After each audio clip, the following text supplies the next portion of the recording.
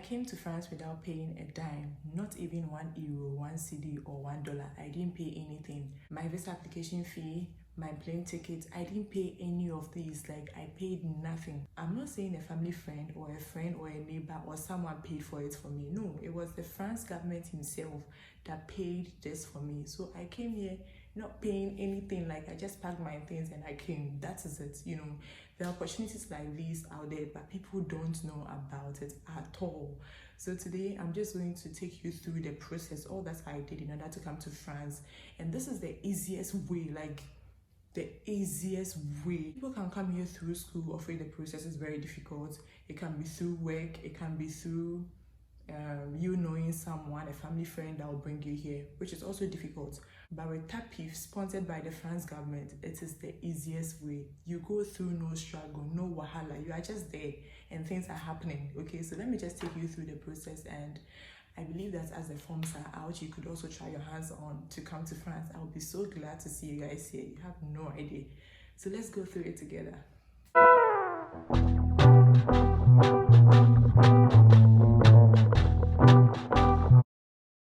Is teaching English in French schools.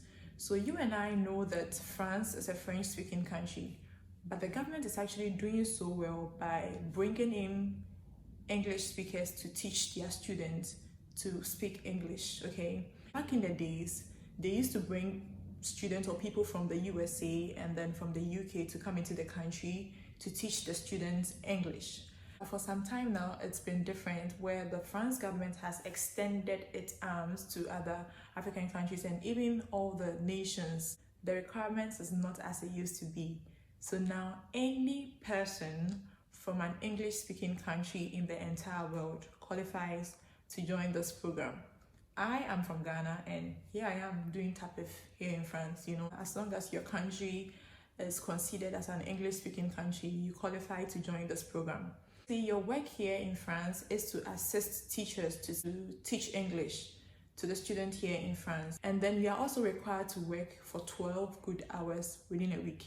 So for me, I work on Thursdays and Fridays. So 6 hours on Thursdays and then 6 hours on Fridays. That's all I do. So Monday to Wednesday, I don't work. I'm just there shooting videos for you like I'm doing right now. You see? So it's just 12 hours a week, and then you are paid well. Oh yeah, so the requirements, very necessary. Who qualifies to join this program? The first one, you're supposed to be a person or someone from an English-speaking country. So even if you are from Cote d'Ivoire and you speak very good English, but the fact that you are from Cote d'Ivoire doesn't qualify you to join this program. If you are from Ghana, Nigeria, Kenya, USA, UK, you are considered as an English-speaking country. India, yeah, I have Indian friends here, so you qualify to do it. The second one is age. You should be between the ages of 20 and 35. So if you are 20 years and 35 years, you qualify to join this program. The third one is that you should at least have a very good foundation in French. Like, you should be able to speak French. You should be able to express yourself in French. So you should have a French certificate that proves that you can speak or express yourself in French. And the popular one is DELF certificate. So it can be DELF B1. B1 is like your level in French is B1, someone who can express him or herself, or BD, C1. As long as you have the certificate, you qualify because it shows that you can really speak French. Even though your work requires you to teach English, some of these students don't understand English. Like, they've never spoken English in their lives before. Like, they've never heard any English word in their lives before. So then, in some situations, you are required to use French to teach English. I don't know if you guys get what I'm trying to say. So back home in Ghana, when we were studying French, the teachers used to use English to teach French. So that's more like the same thing here. But the focus is to teach them English. So sometimes if they don't understand something, you end up using French to explain whatever you're trying to say, you see. So if you really want to get in, try and write an exam with Alliance Française, which is the DELF exams. It can be B1, B2, C1, C2. I have B2 and I'm here. The most important one is that you should be at least in your third year at the university. or your final year. It is believed that when people come here after school, they'll probably not want to go back home. But if you are in your third year or your final year, definitely you want to go back home because you want to go complete your studies or do your national service and all. In my case, I got in even when I was done with school and I was doing my national service. Well, I would say it was grace, by the grace of God.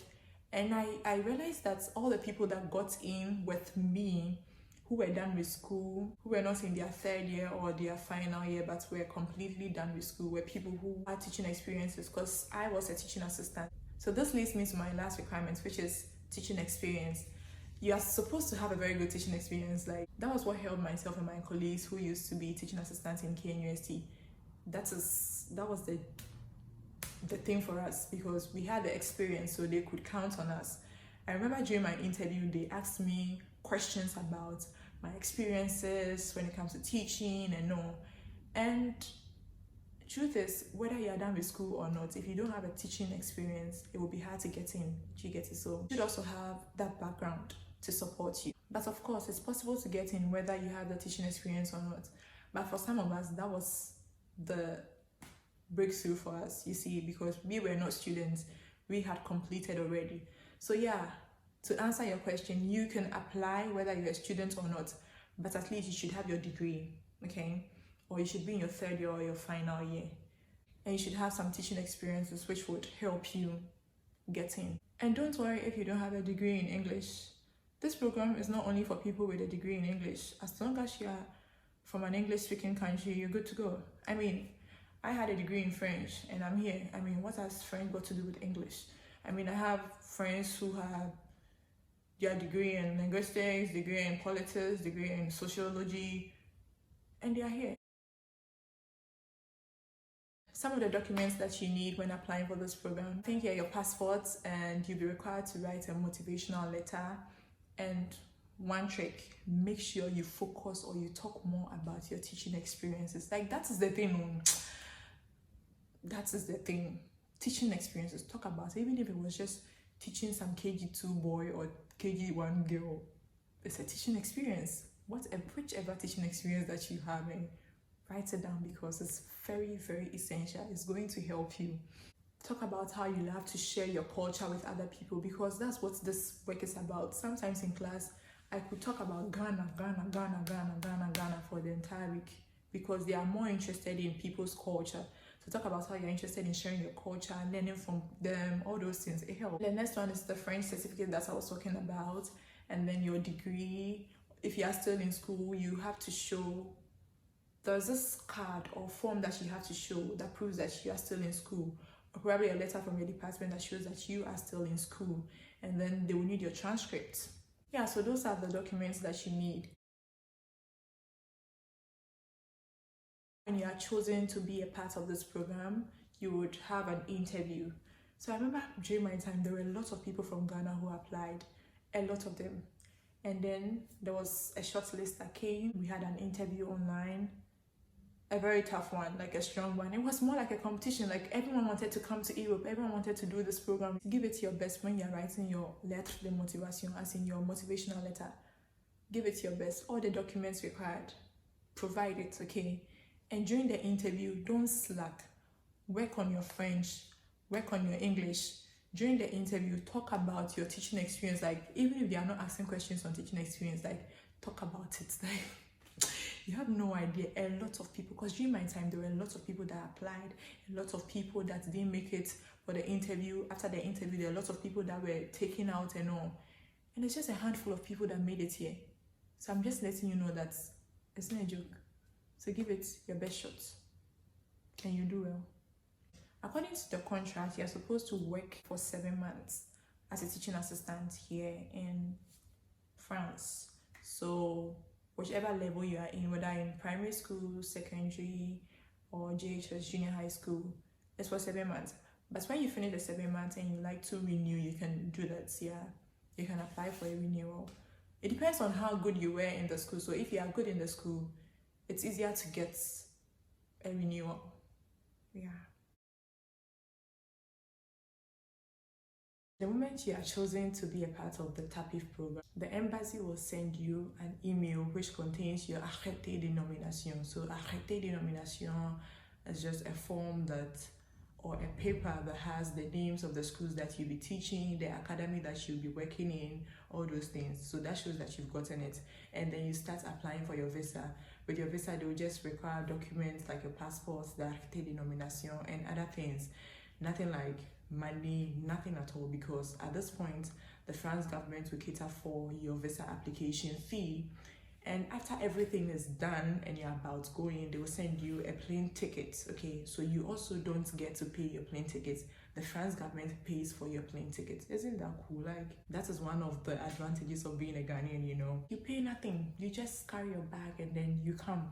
That is it, because you are considered as an ambassador here in France because of your ability to speak English and teach English. So when you come here, they really treat you well, trust me. You would enjoy this program. You have to try this.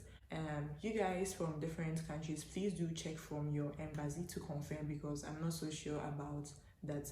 But I have an Indian friend here who said that she had to pay for her visa application fee and then her plane ticket. So it makes sense. But I don't want to say it's only for Ghanaians, but probably in your country too, you have that sort of opportunity or advantage. So when everything is set and done for you to leave your country to France, of which you have to be in France anytime before 1st October, you would be advised to have 1,000 euros on you. In Ghana cedis, 6,000 Ghana cedis.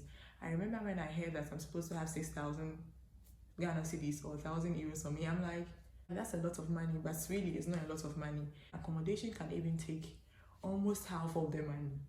Feeding, the cost of living here is high. It can also take some of the money. Transport can take some of the money. Every month I pay 75 euros on transport. Do you understand? Just to get the card. The truth is, nobody will come to you and check that you have the 6,000 Ghana cedis. Nobody will check that. But it's for your own good, because when I was coming, I had 850 euros because that was what I could get.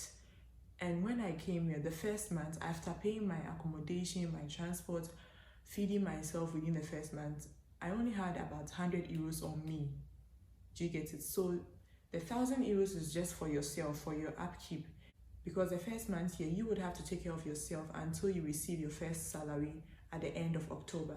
So from the time of arrival till the end of October, that 6,000 Ghana cedi or 1,000 euros is what will take care of you. So please try your best to have that money on you. Because I have friends who came here without the 6,000 and they suffered. Like, they had just about 500 euros and they suffered. Accommodation is expensive. Things are expensive over here. So try and have that money on you for your personal use. Nobody will check, I repeat, but it's for your own good.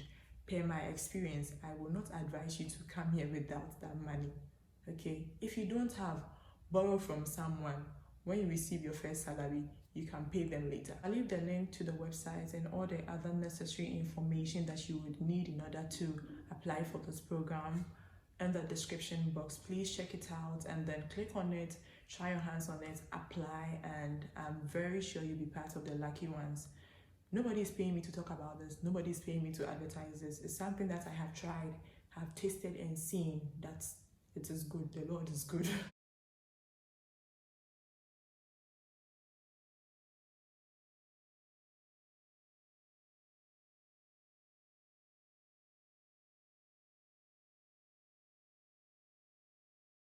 This is what the TAPIF program is about. I just hope I've been able to answer all your questions. If you have other questions, please leave it in the comment section. I promise to take my time to answer all your questions. And don't forget to subscribe to the channel. Love you, ciao.